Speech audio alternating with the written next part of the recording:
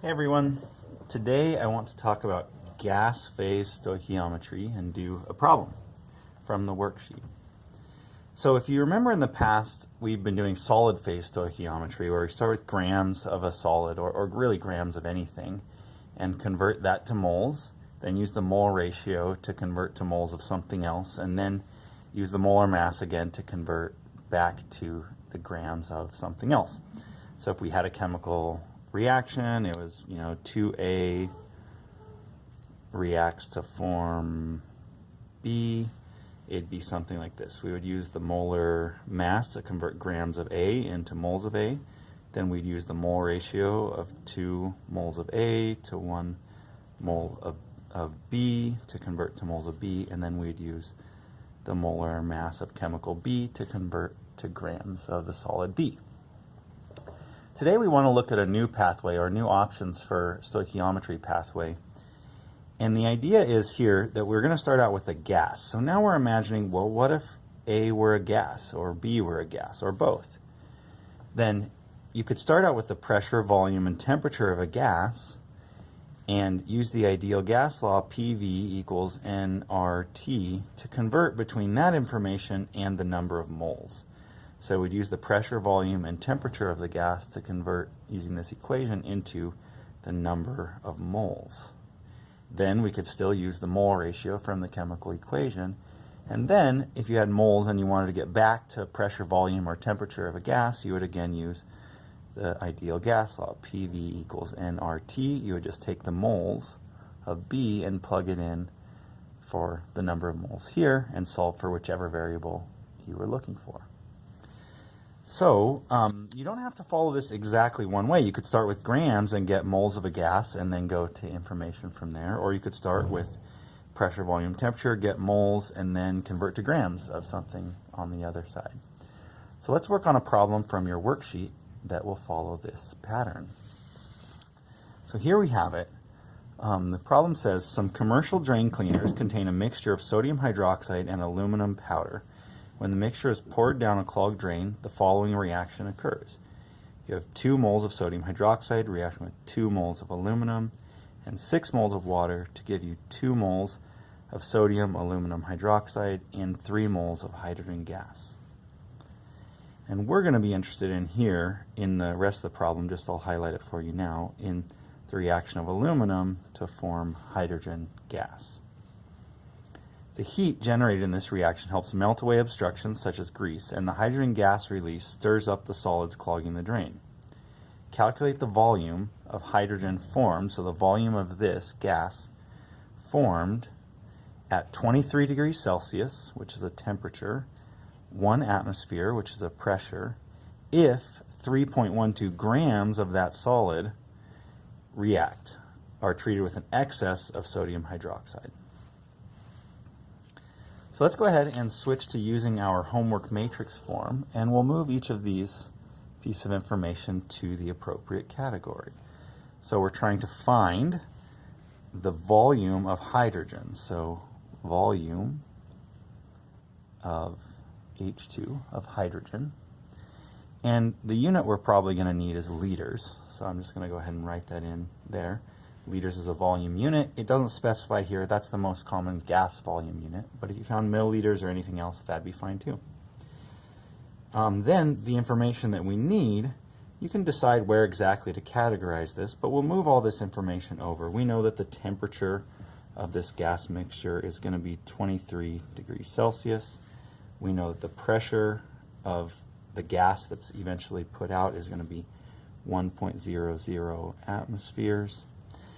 We know that there's 3.12 grams of aluminum reacting with, it says, an excess of sodium hydroxide. So we have that reacting with an excess of NaOH.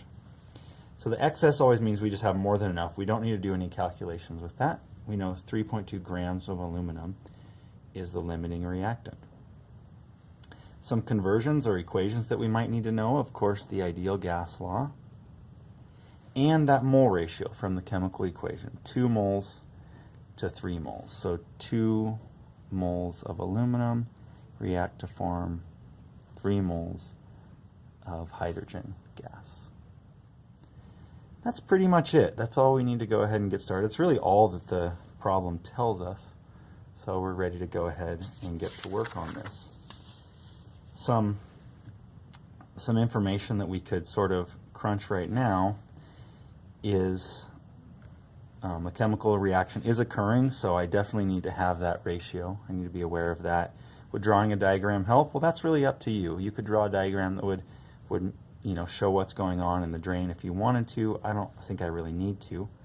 A diagram that could help would be maybe this solution map. So let's sort of look back at the solution map really quickly and see if we can figure out which pathway we might be taking. In the end, we're going to end up with a volume of hydrogen gas. So this is a gas here, and we're going to end up with a volume of it. So we're going to end up down here at the volume of the H2 gas. And we're starting with, the thing that we're starting with over here is 3.12 grams of aluminum. So that's not here, but that's grams. 3.12 grams of aluminum. So the basic pattern that we're going to be following to do this is we're going to convert from grams of aluminum to moles, and then use moles, the mole ratio, to convert from moles of aluminum to moles of hydrogen gas. Then after that, we're going to use the ideal gas to find the volume. So if we want, we can actually just copy that down here in a bit of a solution map here. So we're going to start with the grams of aluminum, and then we're going to convert that to moles of aluminum. Then we're going to convert moles of aluminum to moles of hydrogen gas. Then we're going to go to use the ideal gas law, PV equals nRT, to solve for the volume of the hydrogen gas. The moles, of course, we'll plug in there for N, and we'll get out the volume of hydrogen gas. So, without further ado then, let's go ahead and crunch those numbers. Here we go. So we'll start out with 3.12 grams of aluminum from right here. We would look on our periodic table to see aluminum's molar mass is 26.98 grams of aluminum per 1 mole of aluminum. The mole ratio that we figured out earlier is 2 moles of aluminum to 3 moles of hydrogen gas. And we'll go ahead and crunch those numbers. For our number of moles now, it's 0.17346 moles of H2. And if you plug that all into your calculator, you would get that number right there. That started with a 3 sig fig number, so we're still here at 3 sig figs. Now we'll use the other information up here to get ready to do our ideal gas law. So that number of moles is going to be used for the number of moles in the ideal gas law, which is PV equals nRT. That right there will be N. So we found N in the ideal gas law.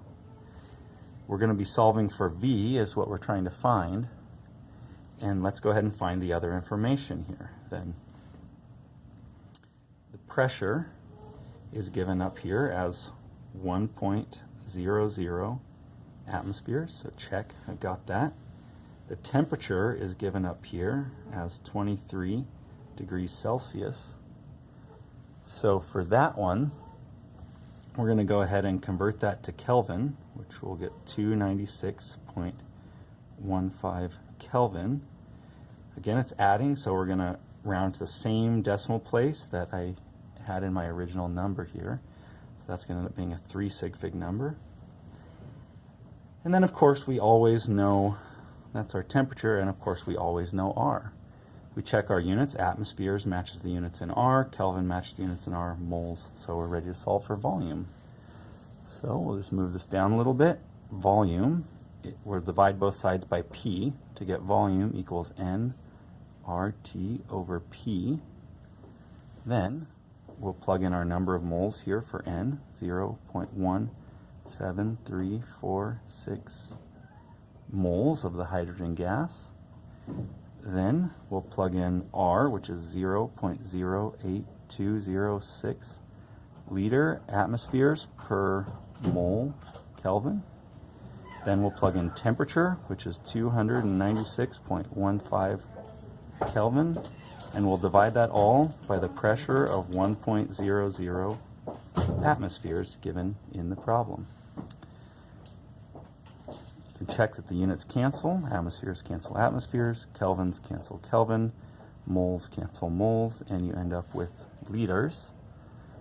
So our final answer, when you plug that into your calculator, will be 4.2154 liters, rounded to 3 sig figs, or 4.22 liters. And that's it. That's a gas phase stoichiometry problem.